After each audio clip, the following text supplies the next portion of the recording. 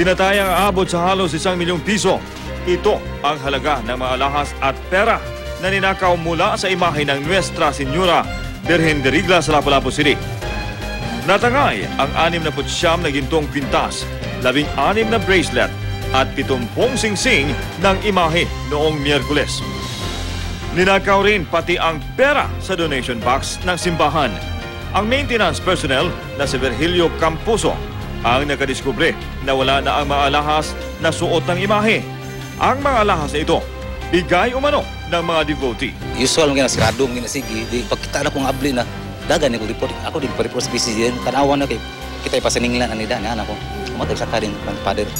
Kaagad namang nilinaw ng assistant parish priest na laging sarado ang kinalalagyan ng imahe.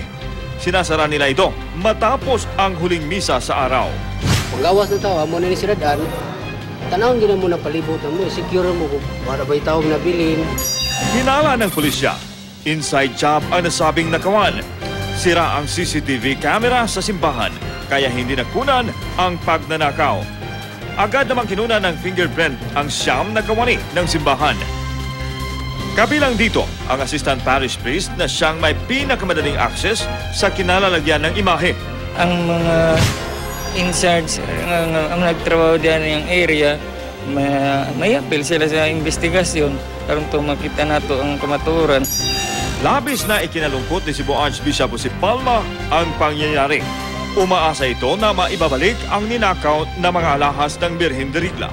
It is something that we decry and of course we condemn the act. We pray for the conversion of the one who perpetrated the crime.